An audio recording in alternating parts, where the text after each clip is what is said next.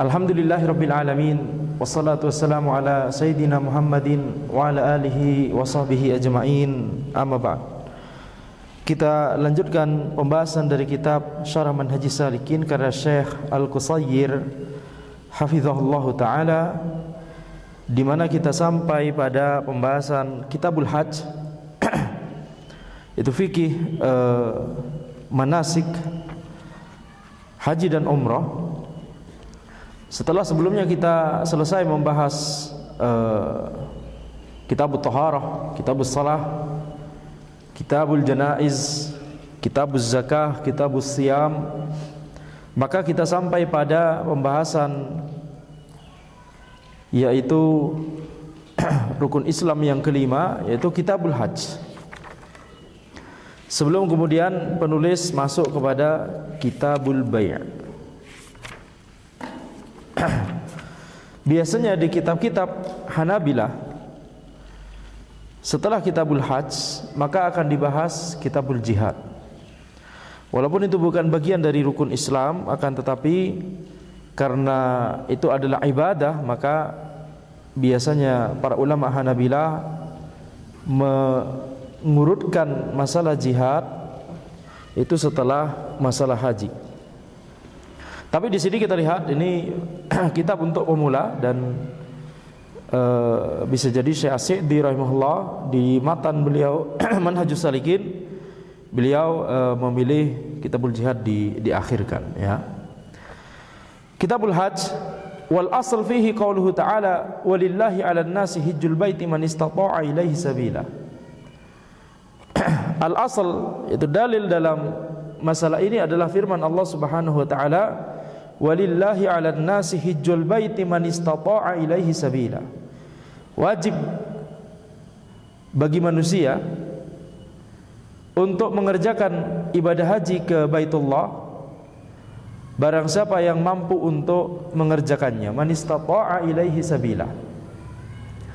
Ini dalil wajibnya al-hajj. Di mazhab Hambali, haji dan umrah itu wajib, ya, sekali dalam seumur hidup, haji dan umrah. Makanya ada istilah hajjatul Islam dan umratul Islam. Hajjatul Islam dan umratul Islam. Akan tapi pendapat yang lain, ya, pendapat yang kedua adalah haji saja yang wajib sekali seumur hidup, umrah itu sunnah.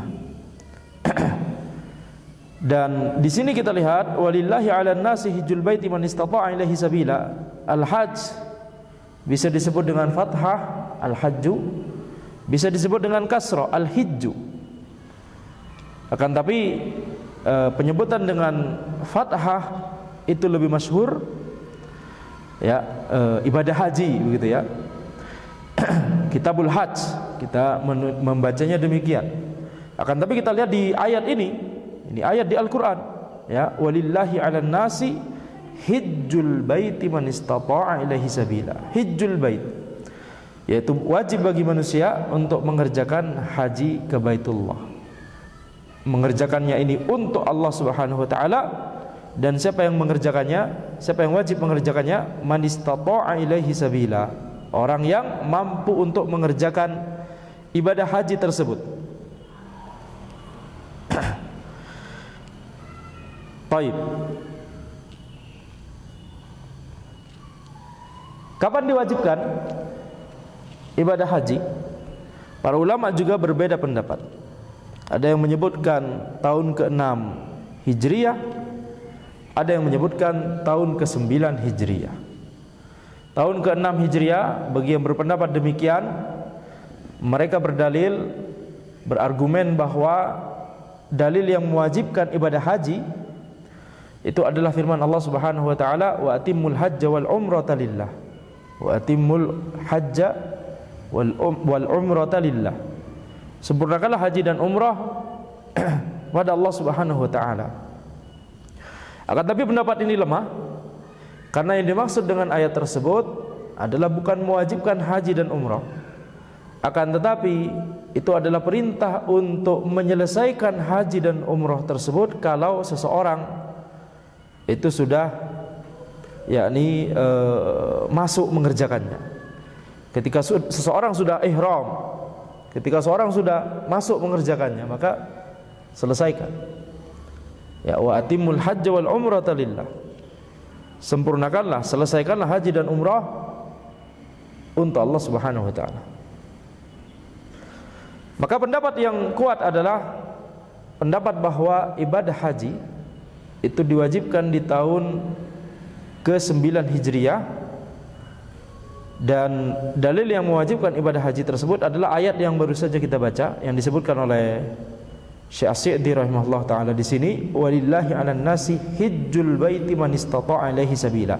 Wajib bagi manusia untuk mengerjakan haji ke Baitullah, mengerjakannya untuk Allah, dan ini hanya wajib bagi orang yang mampu untuk mengerjakannya. Taib. Jadi kesimpulannya adalah ibadah haji itu baru wajib di tahun ke-9 Hijriah.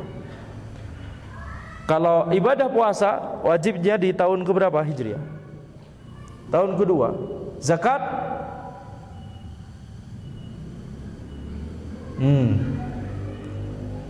kapan diwajibkannya ibadah zakat? Nanti PR. Ya, penuntut ilmu harus mengetahui. Kalau diwajibkannya ibadah salat 5 waktu, kapan?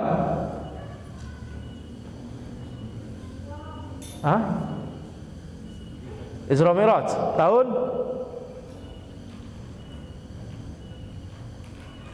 pelajaran sirah. Sudah kita lalui itu pelajaran sirah. PR. Baik. Tahun berapa diwajibkannya salat dan tahun berapa diwajibkannya zakat. Adapun haji maka tahun ke-9 Hijriah. Wal istita'ah a'dhamu syurutihi.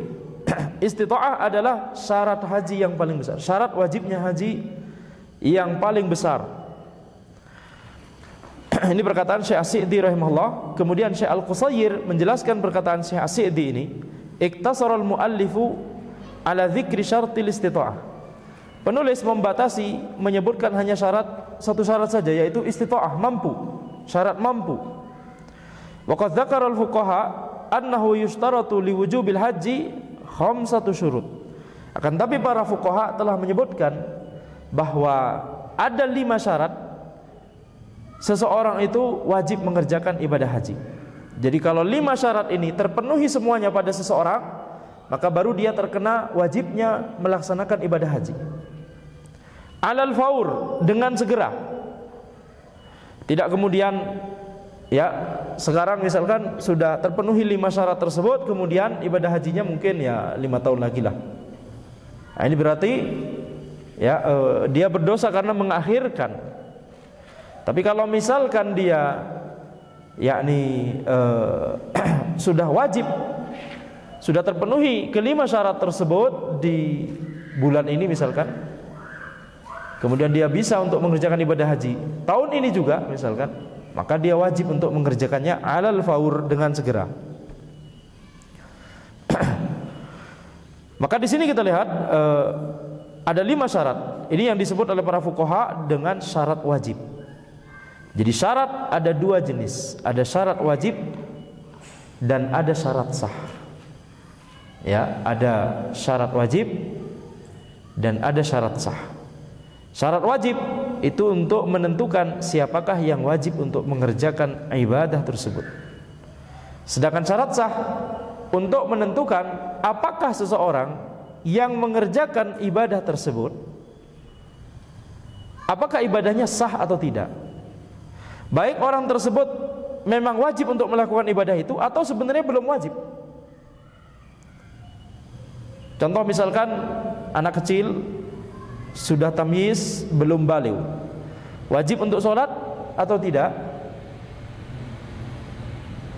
Wajib untuk sholat 5 waktu atau tidak? Belum wajib. Akan tapi kalaupun misalkan dia mengerjakan ibadah sholat tersebut, maka itu akan menjadi amalan ibadah sunnah baginya.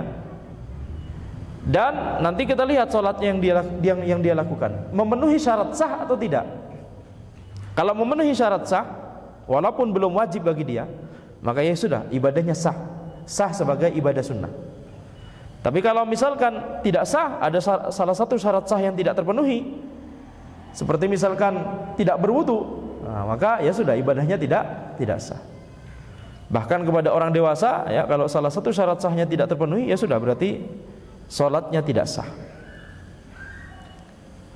Maka di sini kita lihat ini yang mau dibahas adalah syarat wajib. Yang pertama, al-awwal al-Islam. Yang pertama adalah al-Islam. Jadi orang kafir, orang musyrik tidak boleh melaksanakan, tidak wajib melaksanakan ibadah haji, dan tidak boleh ala kulli hal masuk ke Makkah,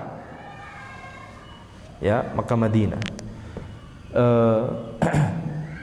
Di sini ada pembahasan yang terkait, ya, dengan juga pembahasan yang tadi. Tadi kita sebutkan bahwa ibadah haji itu wajib untuk dilaksanakan dengan segera. Pertanyaannya sekarang, ibadah haji tadi disebutkan diwajibkan pada tahun ke-9 Hijriah. Apakah Nabi Muhammad SAW haji langsung pada saat itu juga pada tahun 9 Hijriah? Dia bisa menjawab? Baik, pertanyaan terkait. Kapan Nabi Muhammad SAW berangkat haji?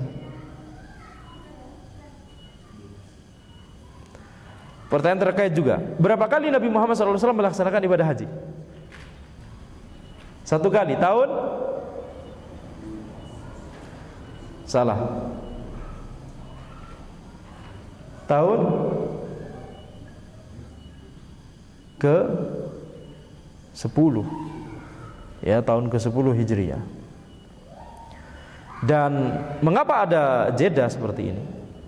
Yaitu karena kita lihat jedanya tersebut itu karena ini nanti penulis akan menyebutkan hadis yang panjang, ya, dari Sahih Muslim. Tidak disebutkan di hadis itu, tapi penyebabnya adalah ada beberapa sebab. Yang pertama adalah karena di tahun ke-9 Hijriah Nabi Muhammad SAW itu sibuk menerima tamu, dan itu adalah Amul Wufud, yaitu tahun di mana banyak delegasi-delegasi dari orang Arab yang berkunjung ke Madinah, yang datang ke Madinah dalam rangka untuk ada yang masuk Islam di hadapan Nabi Muhammad SAW, ada yang mau bertanya, minta fatwa, ada yang mau menuntut ilmu, ya, sama dengan minta fatwa juga menuntut ilmu, begitu, ya. Maka ini kita lihat itu menyibukkan Nabi Muhammad SAW. Makanya kemudian beliau tidak mengerjakan ibadah haji di tahun tersebut.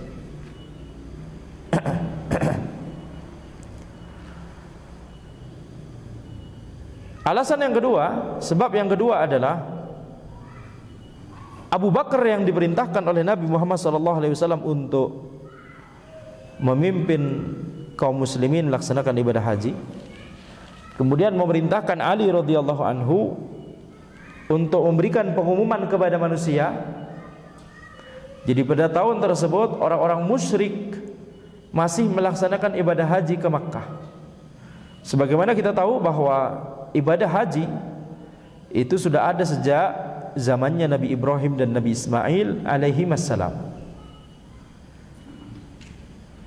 Akan tetapi ketika kesyirikan kemudian merajalela, awalnya di zaman Nabi Ibrahim dan Nabi Ismail alaihissalam itu ketauhidan, ya, diajarkan, didakwahkan. Akan tapi kemudian setelah itu, ketika kesyirikan merajalela, maka di antara syiar Islam, syiarnya agamanya Nabi Ibrahim alaihissalam yang masih dilaksanakan adalah ibadah haji. Nah, ibadah haji ini kemudian diubah-ubah oleh orang-orang jahiliyah.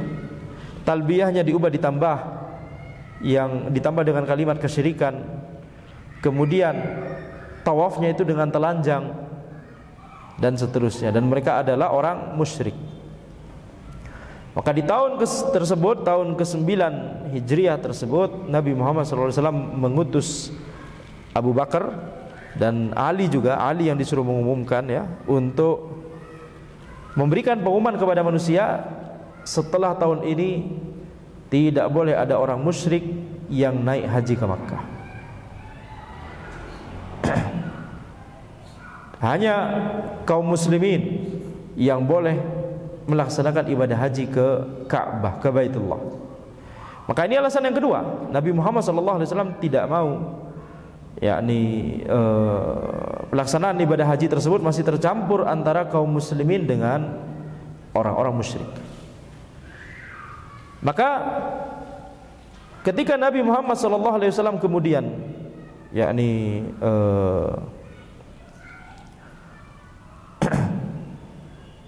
melaksanakan ibadah haji baru di tahun ke-10, maka ini tidak menafikan yang tadi kita katakan bahwa wajibnya ibadah haji itu alal faur, dengan segera. Ya. Jadi wajibnya ibadah haji alal faur la alat tarahi, dengan segera, bukan atau tidak dengan tarahi, yaitu bisa ditunda. Baik. Atsani al-bulu. Jadi syarat wajib yang pertama adalah Islam. Hanya muslim yang wajib. Walaupun kita katakan berkali-kali di bab-bab sebelumnya, di kitab-kitab sebelumnya, bahwa orang kafir, al-kuffar mukhatabuna bi furu'i syara'i. Orang kafir itu juga dikenai atau terkena kewajiban untuk mengerjakan furu' syariat. Orang kafir itu juga terkena kewajiban mengerjakan furu' syariat. Jadi maksudnya adalah dari segi dosa itu mendapatkan dosa kalau tidak mengerjakan furu' syariat.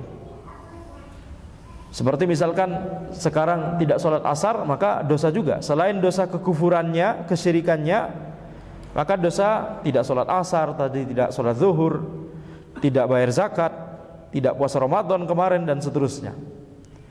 Ya, jadi dari sisi ini maka walaupun tidak wajib, yakni tidak wajib dari segi ulil amri, tidak perlu memaksakan kewajiban ini untuk orang-orang kafir yang ada di negerinya, maka secara dosa itu tetap mendapatkan dosa dari setiap kewajiban yang tidak dilaksanakan dan dari setiap keharaman yang dikerjakan. Syarat wajib yang kedua adalah al-bulu, yaitu baligh. Fala yajibu 'ala as-shaghir wa in kana yasihhu minhu. Tidak wajib kepada anak kecil walaupun ibadah haji tersebut sah.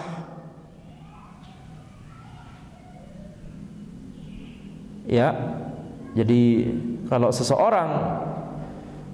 seorang orang tua itu kemudian naik haji bersama dengan anaknya yang masih belum baligh misalkan, maka pahala dari anak kecil tersebut itu yani dia dapatkan juga pahala ibadah hajinya. Akan tapi nanti ketika dia sudah baligh, maka wajib bagi dia untuk mengerjakan hajjatul Islam, yakni hajinya yang dilakukan ketika sebelum baligh itu tidak menggugurkan kewajiban haji yang satu kali itu dalam seumur hidupnya. Itu yang kita sebut dengan hajjatul Islam. Jadi ini anak kecil yang mengerjakan ibadah haji sebelum baligh, maka wajib bagi dia, ketika nanti sudah baligh tetap wajib untuk mengerjakan ibadah haji jika mampu.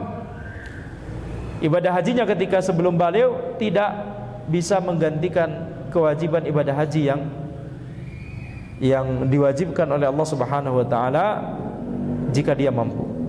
Sekali seumur hidup kewajibannya.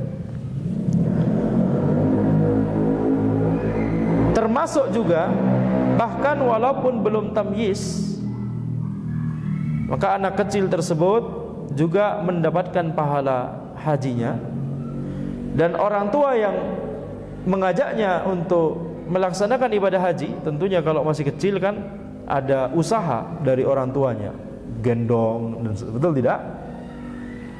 Maka disebutkan di hadis Nabi Muhammad SAW menjelaskan kepada orang tua yang menanyakan tentang hal ini, sahabat, bahwa dia juga akan mendapatkan pahala, walaki ajrun, walaki ajrun, bagimu pahala. Yang dimaksud pahala di sini bukan pahala hajinya.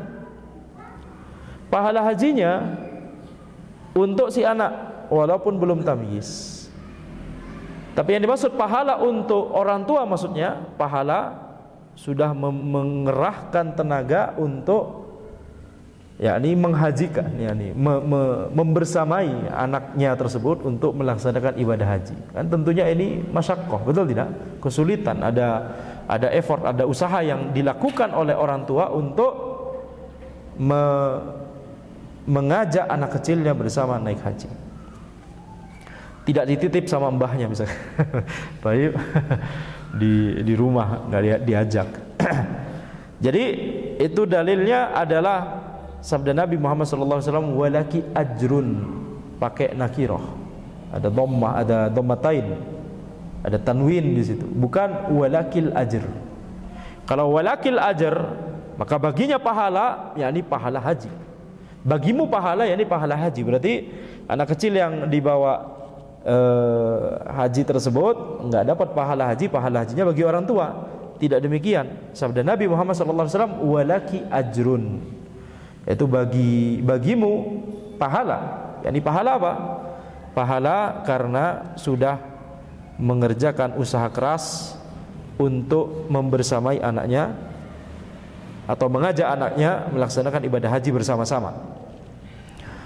Sekarang pertanyaan berikutnya, bagaimana kalau anak kecil tersebut balighunya adalah ketika sedang melaksanakan ibadah haji? Maka selama balighunya itu sebelum wukuf di Arafah atau ketika sedang wukuf di Arafah, ya, yakni setelah masih ada periode setelah dia baligh, masih ada periode dia sempat wukuf di Arafah, maka hajinya ini mencukupi sebagai hajatul Islam. Hajinya ini itu bisa sebagai hajatul Islam, bisa memenuhi kewajibannya, yaitu mengerjakan ibadah haji jika mampu sekali seumur hidup. Tapi kalau misalkan sudah lewat dari wukuf di Arafah baru baligh, maka tetap wajib baginya untuk mengerjakan ibadah haji jika mampu sekali seumur hidup setelahnya. Jadi hajinya yang saat itu tidak bisa berstatus sebagai hajatul Islam. Semoga dipahami ya. Baik. Semoga dipahami. Kemudian syarat satu lagi yang tidak disebutkan oleh Syekh Al-Qusair di sini adalah al-aql, berakal. Yaitu tidak gila misalkan. Tidak gila. Kalau orang gila, maka tidak wajib untuk mengerjakan ibadah haji.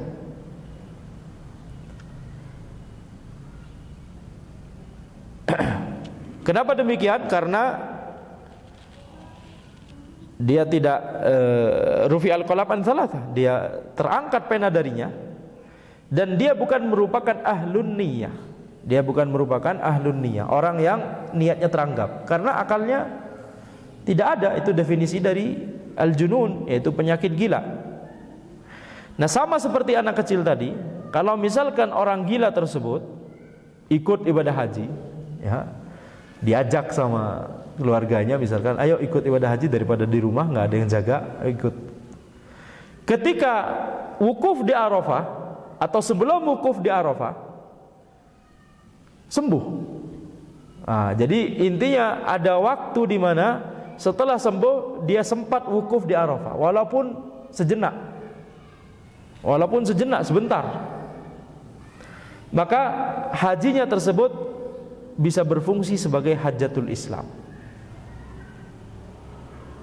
Taib, hajinya tersebut bisa berfungsi sebagai hajatul Islam. Tapi kalau misalkan nggak sempat, sudah lewat waktu untuk wukuf di Arafah, kemudian baru sembuh dari penyakit gilanya, maka dia tetap harus melaksanakan ibadah haji lagi, bukan ibadah haji yang itu, tapi haji berikutnya di tahun berikutnya. Kalau mampu, tetap wajib untuk mengerjakan ibadah haji yang sekali seumur hidup itu. Ats-tsalits, syarat yang ketiga, al-hurriyah, merdeka. Fala yajibu 'alal mamluk, haji tidak wajib bagi budak. Kenapa demikian? Karena nanti ini terkait dengan syarat istita'ah, yaitu mampu yakni memiliki harta. Hartanya budak adalah milik tuannya, jadi dia tidak memiliki harta, dan juga dia tidak memiliki waktu, karena waktunya adalah untuk tuannya, untuk melayani tuannya. Ini budak. Alhamdulillah di dalam Islam banyak sekali hukum-hukum yang disyariatkan yang mendorong seseorang untuk membebaskan budak.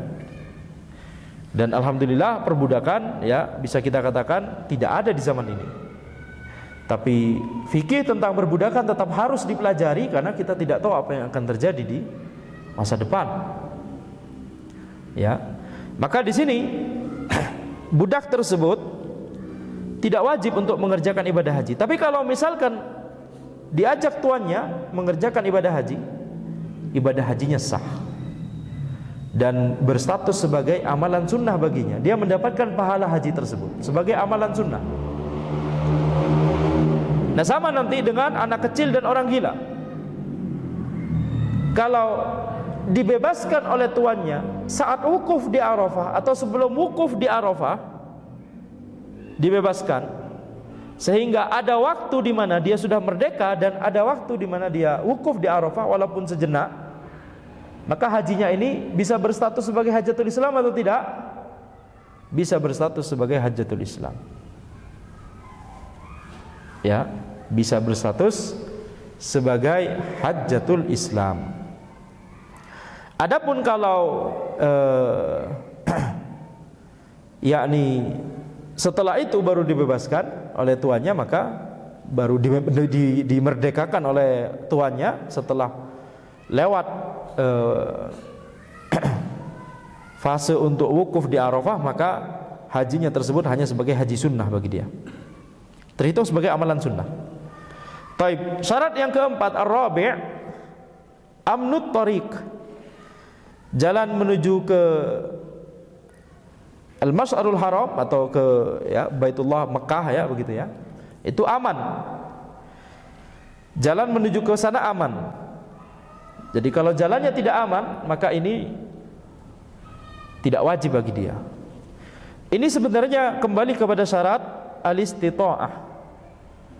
Itu syarat yang kelima yang disebutkan oleh penulis atau pensyarah ya, Syekh Al-Qusayyir, yaitu al-istita'ah. Wa hiyal qudrah 'alal wusuli ilal baiti wal masyair wa ada'il manasik.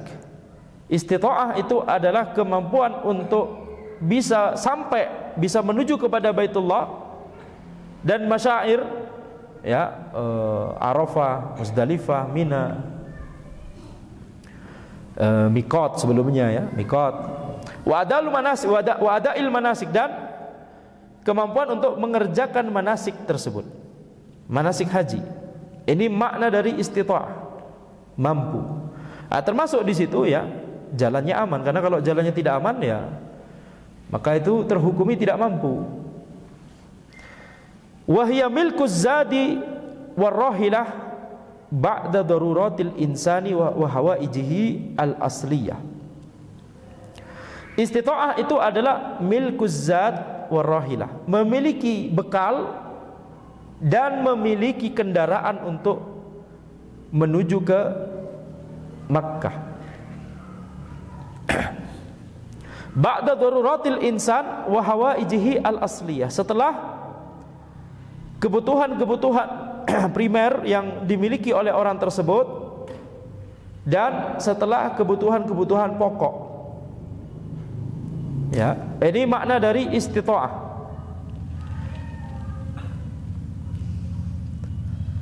Syekh Al-Qusayyir menjelaskan, wa fusiratil istita'ah bimilkiz zadi warrahila as-salihaini limithlihi Ya, ini banyak para ulama menafsirkan demikian. Ini bukan dari Syekh Al-Qusayri tapi dari para ulama ya.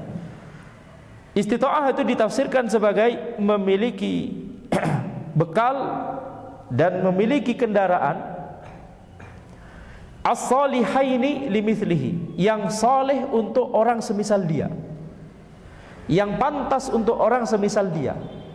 Misal, kalau misalkan orang tersebut termasuk orang yang memiliki makanah wa darajah wa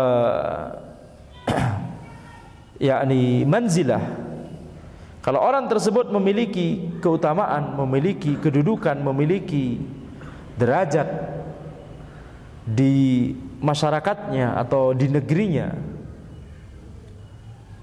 Contoh yang gampang misalkan anggaplah presiden begitu ya, presiden. Maka kita bisa terbayang bagaimana kendaraan yang pantas bagi seorang presiden untuk bisa menuju ke Saudi.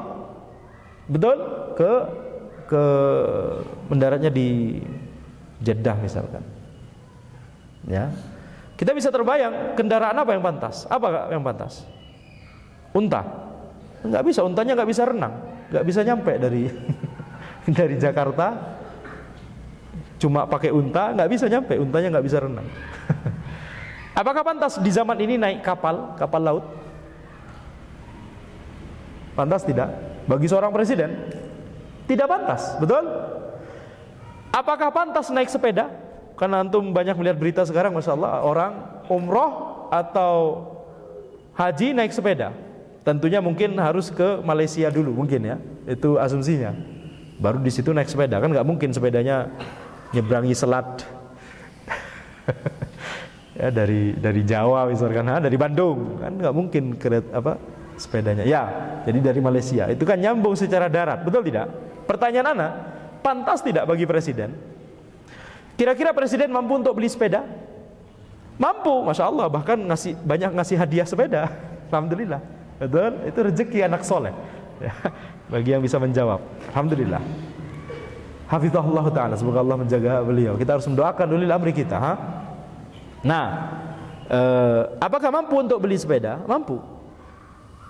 Secara kendaraan mampu untuk beli sepeda. Dan kita melihat berita ada orang yang naik sepeda engkol. Antum tahu istilah sepeda engkol tidak? Itu cuma di daerah mana? Antum tahu makna? Ya, maksudnya itulah sepeda biasa. Apakah kemudian pantas untuk demikian? Tidak pantas naik sepeda, ya. Tidak pantas. Yang pantas adalah naik pesawat di zaman ini. Kalau di zaman dahulu tidak ada pesawat, ya, maka tidak masalah. Tidak masalah bagi kita untuk naik haji pakai pesawat. Itu bukan bid'ah, ya, karena itu bukan perkara ibadah haji itu sendiri. Ya, itu adalah wasilah menuju ke sana. Betul tidak? Nah, jadi kalau misalkan ada seseorang, ya kalau kita katakan presiden nggak mampu untuk beli tiket pesawat kan aneh ya. Tapi misalkan ulama tidak pantas untuk naik haji pakai sepeda. Itu menurunkan muru'ah. Walaupun misalkan ya, contoh misalkan, kalau misalkan itu bakal menurunkan muru'ah sehingga menjadi viral, oh syekh ini naik sepeda misalkan. Di sebagian daerah, kalau mungkin di daerah kita nggak merasa itu, betul tidak? Antum merasa aneh kan kalau anda bahas itu. Tapi di sebagian daerah misalkan di negeri Timur Tengah, melihat ulama naik sepeda itu jadi bahan pembicaraan. Wah, Syekh fulan naik sepeda, misalkan gitu ya. Maka kalau itu misalkan menurunkan muru'ah, maka dan tidak bisa untuk membeli tiket pesawat yang itu sesuai dengan muru'ah yang seharusnya atau kedudukan yang seharusnya, maka tidak wajib. Walaupun ada berita bahwa orang bisa nyampe ke Makkah naik sepeda, maka tidak wajib. Ya, kalau misalkan memilih untuk naik sepeda walaupun tidak sesuai dengan kedudukannya tersebut, ya maka tidak masalah. Yani maksudnya amalan ibadah hajinya tidak wajib, tapi kalau dia memilih itu ya sudah, itu ibadah hajinya akan sah dan akan terhitung sebagai hajatul Islam kalau itu haji pertama kali bagi dia. Taib, sampai sini jelas? Jadi banyak perincian yang ana sebutkan, tapi mumpung kita di Kitabul Hajj, ana ingin menyebutkan lebih terperinci. Jadi itu makna dari as-salihaini limithlihi, yaitu bekal dan kendaraan tersebut itu soleh, yakni layak, yakni pantas bagi orang semisalnya. Bagi orang semisalnya.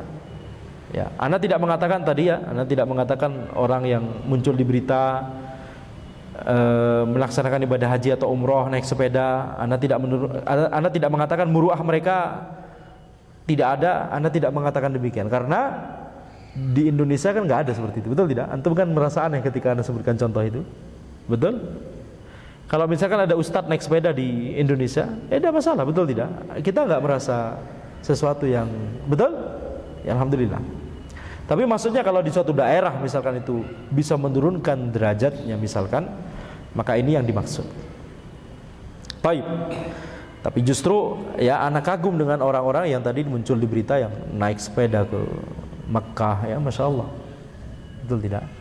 Jadi istita'ah di sini memiliki harta dan kendaraan.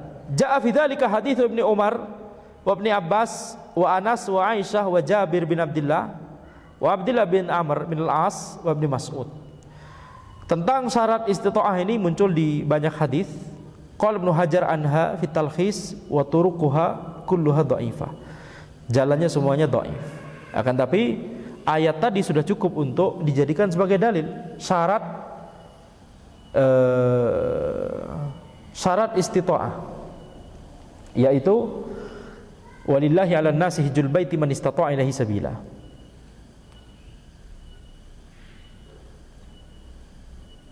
Dan hadis Jibril ala kulli hal, ya, hadis Jibril sahih.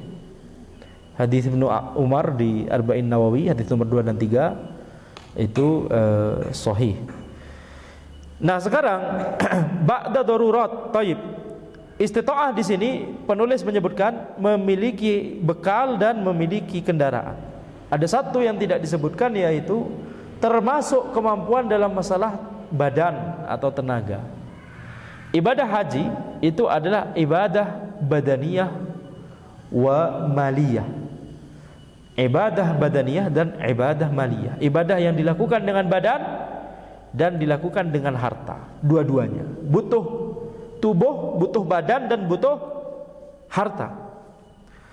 Berbeda dengan ibadah badaniyah saja, contohnya sholat badaniyah saja, puasa badaniyah saja. Berbeda dengan ibadah maliyah, contohnya sedekah saja, butuh harta saja. Ya. Akan tapi ibadah haji salah satu contoh ibadah yang membutuhkan keduanya, badan dan harta. Nah, dari tadi disebutkan harta ini, kemampuan dalam masalah harta, punya bekal dan kendaraan yang cukup. Tapi dia juga harus memiliki kemampuan dalam tenaganya, badannya.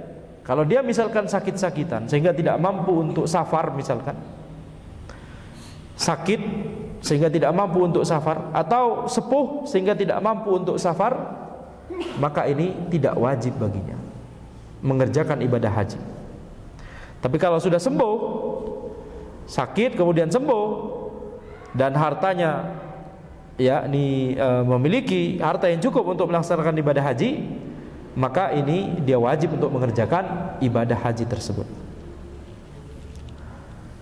alal faur, dengan segera, ya, tidak boleh ditunda-tunda. Kalau ditunda maka mendapatkan dosa karena penundaannya tersebut. Nah, sekarang balik lagi ke syarat ke kemampuan yang berupa harta, memiliki bekal yang cukup dan kendaraan yang cukup, atau punya uang yang cukup untuk beli tiket misalkan. Ini semua ba'da daruratil insan wa hawaijihi al-asliyah, setelah kebutuhan primer dan kebutuhan pokoknya. Wa hawaijuhu al-asliyah mithlu nafaqatihi wa nafaqati iyalihi wa man tajibu alaihi nafaqatuhu. Kebutuhan dasar, kebutuhan pokok dari seseorang itu mencakup nafkah untuk dirinya sendiri, ya, makanan, pakaian, kendaraan. Para ulama menyebutkan kalau kendaraannya dia punya mobil, ya, misalkan mahal sekali, akan tapi cuma punya satu dan itu dibutuhkan untuk kesehariannya, maka tidak perlu dijual untuk melaksanakan ibadah haji. Tapi kalau mobilnya 10 misalkan, ya, kemudian nggak ada uang cash sama sekali, maka dia wajib untuk menjual sebagian mobilnya untuk melaksanakan ibadah haji karena dia mampu. Ya, dan zahirnya ya kecuali kalau 10-10-nya dibutuhkan. 10-10-nya dibutuhkan, tapi kan ini kondisi yang jarang sekali, betul tidak? Kecuali keluarganya banyak, sehingga yang satu mobil untuk dia, satu untuk anaknya, satu untuk ini dibutuhkan semua, sama-sama sibuk, itu beda cerita. Tapi kalau itu yakni berlebih, harta yang berlebih, melebihi kebutuhan pokok dan dasarnya, maka itu berarti dia sudah wajib haji. Jadi termasuk rumah, ya, dia butuh rumah atau butuh misalkan ngontrak misalkan, sehingga setiap tahunnya harus membayar sekian juta. Nah, itu dianggap sebagai kebutuhan dasar. Ya, sehingga kalau misalkan dia memiliki harta ekstra dari itu dan itu cukup untuk ibadah haji, ya sudah, itu yang wajib. Tapi kalau misalkan harta ekstra yang tidak cukup, walaupun harta totalnya saat ini cukup untuk ibadah haji, tapi misalkan ini ilustrasi saja, misalkan untuk melaksanakan ibadah haji butuh 100 juta, tetapi 80 juta dia butuhkan untuk bayar kontrakan, ini itu, tersisa 20 juta nggak bisa untuk 100 juta, ya sudah, berarti dia tidak wajib haji masih. Baik. Maka di sini kita lihat, jadi ini setelah kebutuhan dasarnya, di kebutuhan pokoknya. Untuk nafkah dirinya sendiri, nafkah di sini masuk yang tadi yang kita sebutkan, makanan, pakaian, rumahnya, kendaraannya, termasuk juga kalau dia kuliah misalkan, bayar biaya kuliah. Nah, ini termasuk kebutuhan dasarnya.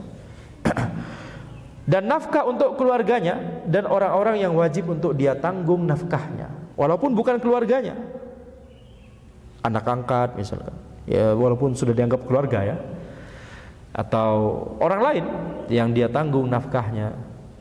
Nah, kalau misalkan itu sudah terpenuhi semua dan dia memiliki harta ekstra untuk melaksanakan ibadah haji, maka baru wajib bagi dia haji tersebut.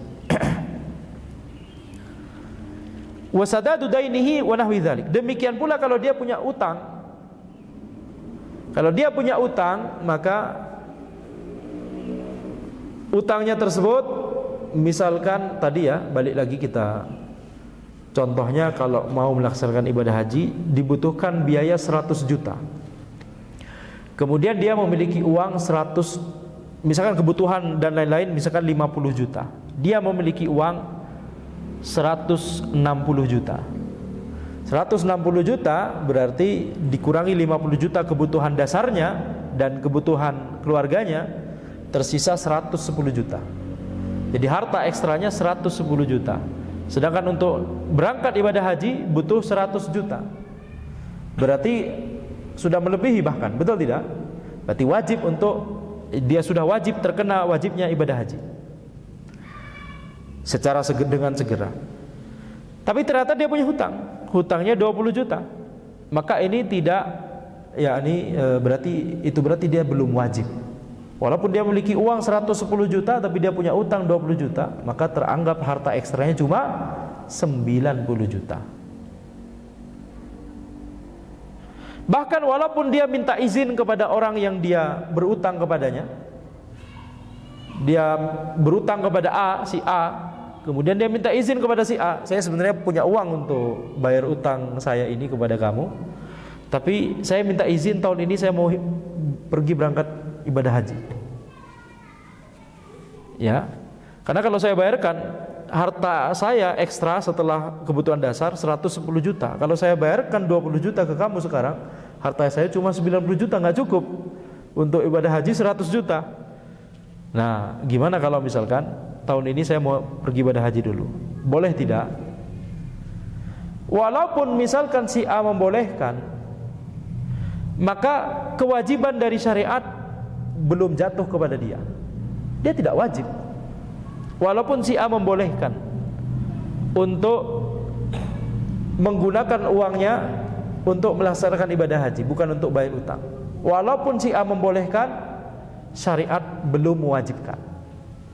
Kenapa? Karena si A itu cuma memberikan penundaan saja, betul tidak? Ya sudah, bolehlah bayar tahun depan saja.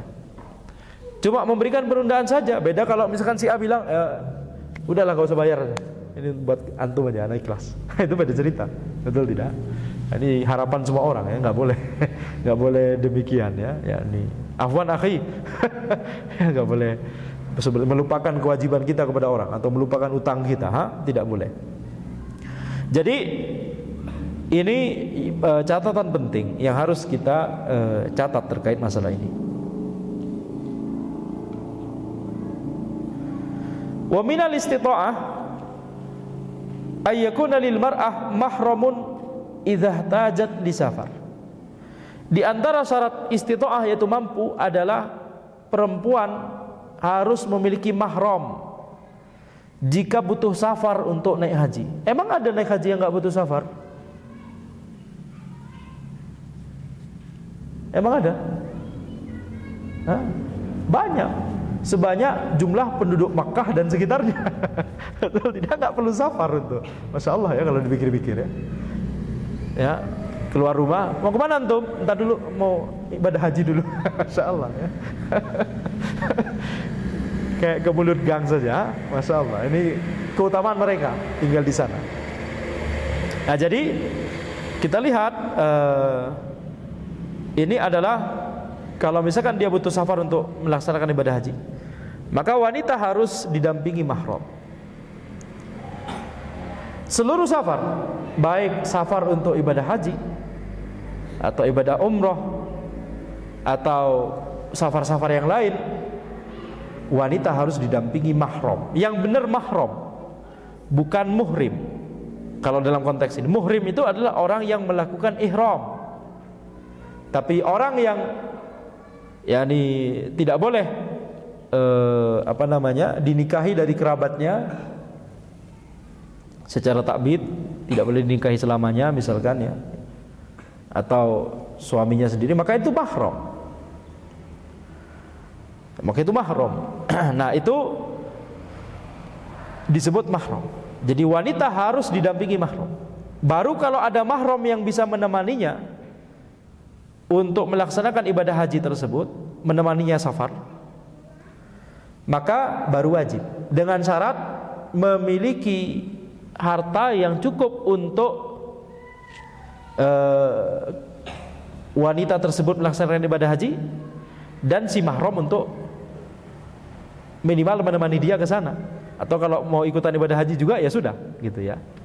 Minimal mengantarkan ke tempat tujuan. Tapi nggak ikut ibadah haji misalkan, ya berarti yang ibadah haji cuma yang perempuan saja. Jadi wanita itu tidak wajib melaksanakan ibadah haji kecuali kalau dia ada mahram yang bisa mengantarkannya atau bahkan pergi haji bareng bersama dengan dia, dan dia memiliki harta yang cukup untuk dirinya sendiri si perempuan dan mahram yang menemaninya tersebut. Menurut antum sekalian, sekarang Anda tanya, menurut antum sekalian, apakah syarat harus ada mahram ini syarat yang memberatkan bagi wanita atau meringankan bagi wanita kira-kira?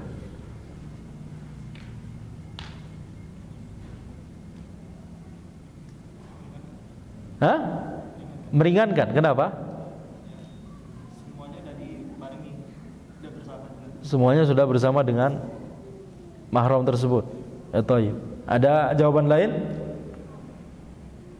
Ini syarat memberatkan atau syarat meringankan? Harus ada mahram.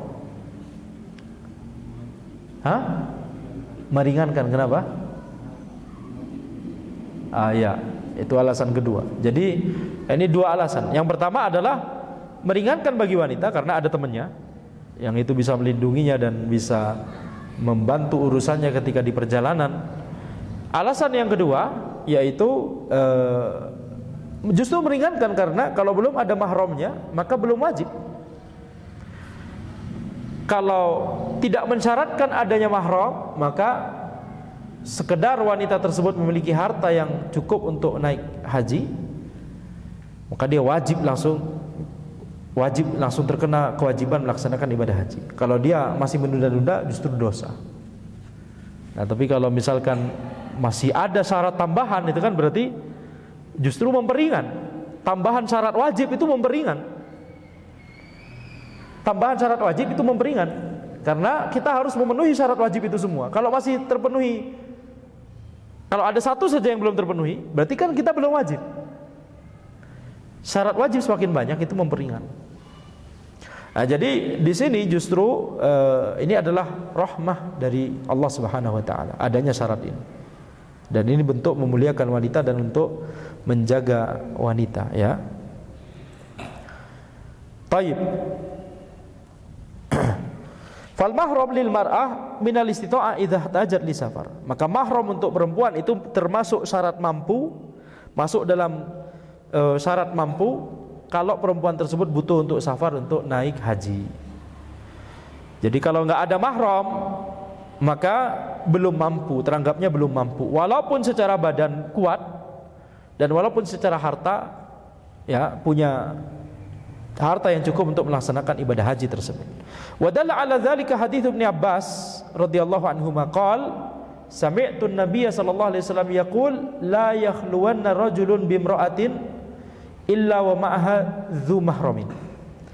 Dalil bahwa harus ada mahram ketika safar bagi perempuan adalah hadis Ibnu Abbas radhiyallahu anhu. Beliau berkata, aku mendengar Nabi Muhammad sallallahu alaihi wasallam bersabda, tidak boleh ada seorang laki-laki berkholwat dengan seorang perempuan kecuali bersama perempuan tersebut adalah ada mahramnya. Ada satu orang lain yang orang itu adalah mahramnya.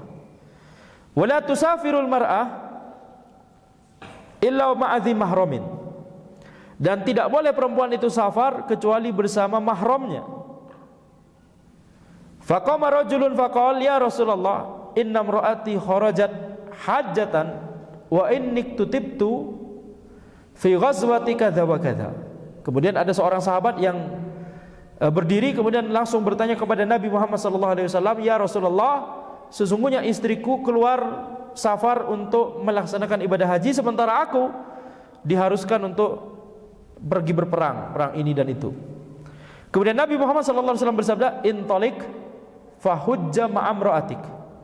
Pergi antum sekarang, silahkan naik haji bersama istrimu. Ini perintah dari Nabi Muhammad sallallahu alaihi wasallam, akhrajahul Bukhari wa Muslim. Diriwayatkan oleh Al-Bukhari dan Muslim. Walaupun tadi ana menyebutkan silahkan, akan tapi ini perintah, ya. Secara bahasa Arabnya menggunakan fi'il amr, intalik hujja. Intalik fahujja ma'amra'atik. Yaitu pergilah, naik hajilah bersama istrimu. Jadi ini menunjukkan pentingnya seorang perempuan itu safar bersama mahram. Bahkan orang yang mau pergi ibadah, berangkat jihad, disuruh balik, ya enggak usah berangkat jihad, antum temani istri antum. Amma idza kanat la tahtaju li safar likauniha fi Makkah aw duna masafatil qasar minha fala yushtaratu wujudu mahramin laha. Adapun kalau orang tersebut, perempuan tersebut tidak membutuhkan safar untuk naik haji karena dia berada di Makkah atau berada pada jarak yang lebih pendek daripada jarak qasar, maka tidak disyaratkan adanya mahram. Tidak disyaratkan adanya mahram karena bukan safar. Penduduk Makkah atau di sekitar Makkah yang tidak sampai jarak qasar, ya. Ini contoh yang disebutkan oleh para ulama itu. Misalkan ada seorang naik haji, naik mobil. Itu gak terbayang oleh kita di Indonesia, betul tidak? Naik haji, ya alhamdulillah sekarang ada yang mencontohkan, ya itu tadi, ya. Ya naik mobil, sepeda begitu, tapi harus dari Malaysia dulu, betul tidak? Harus dari Malaysia dulu. Tapi kalau Para ulama di Timur Tengah kan mencontohkan mungkin bayangannya orang naik haji dari Riyadh misalkan ya, tinggal naik mobil atau naik kereta, ya boleh naik pesawat tapi sebentar sekali. Maka ini kalau misalkan penduduk Makkah, perempuan tersebut penduduk Makkah atau di sekitar Makkah, tidak perlu safar untuk ke yakni melaksanakan ibadah haji, maka tidak ada syarat mahram. Taib. Kemudian setelah itu penulis akan Syekh As-Sa'di rahimahullah dalam matan beliau ini Manhajus Salikin akan membawakan hadis Jabir bin Abdullah radhiyallahu anhuma yang panjang sekali. Kan tapi ini adalah hadis yang paling panjang tentang hadis yang berbicara tentang hajinya Nabi Muhammad SAW yang paling lengkap, mencakup keseluruhan dari Nabi Muhammad SAW berangkat baru mau berangkat dari Madinah sampai beliau menyelesaikan ibadah haji beliau. Jadi ini hadis yang agung, hadis yang mulia, yang menjelaskan masalah-masalah fikih, masalah ahkam, rincian fikih terkait ibadah haji. Tapi juga ya terkait hal-hal lain yang tidak ada kandungan ahkamnya seperti ya nanti kita baca bersama insyaallah. Dan ini hadis di Sahih Muslim. Dan ini disampaikan semuanya oleh penulis. Ini menurut ana tepat sekali karena membuat penuntut ilmu bisa langsung terbayang rentetan atau rangkaian ibadah haji yang dilakukan oleh Nabi Muhammad SAW. Tapi mungkin ini kita bahas di pertemuan berikutnya saja insyaallah ya. Ibadah haji adalah ibadah yang fikihnya paling susah di antara bagian ibadah dari fikih. Ibadah dari fikih ada salat, zakat, puasa, ya bagian ibadat. Jadi fikih ada 4: ibadat, muamalat, munakahat, jinayat. Ibadat, kemudian muamalat, munakahat, pernikahan, kemudian jinayat, kriminalitas, ya hukuman had dan seterusnya. Maka di seperempat fikih pertama yaitu ibadat dibahas sesuai dengan urutan rukun Islam. Pertama salat dulu, kemudian zakat, kemudian puasa, baru kemudian haji. Haji adalah ibadah yang butuh perincian atau memiliki perincian paling banyak dan rangkaian yang paling banyak, sehingga disebutkan dari seluruh bagian ibadat dari fikih, seperempat bagian yang pertama dari fikih, maka yang paling susah fikihnya adalah ibadah haji. Akan tapi ini tidak kemudian membuat kita untuk merasa berat untuk mempelajari kitabul hajj ini ya. Insyaallah kita pelajari dengan pelan-pelan, dengan terperinci insyaallah taala. Baik, demikian yang bisa ana sampaikan. Sebelum ana akhiri, ana mau mengomentari juga terkait karena banyak pertanyaan di sosial media. Syarat adanya mahram ketika safar bagi perempuan. Bagaimana kalau perempuan tersebut mau kuliah ke luar negeri misalkan? Maka syarat adanya mahram itu adalah ketika safarnya saja. Adapun ketika tinggal di sana tidak harus ada mahram selama sudah mencari lingkungan yang aman. Ya, dan selama daerah tersebut misalkan di negeri kafir, selama syiar Islam dibolehkan untuk dilaksanakan di negeri kafir tersebut.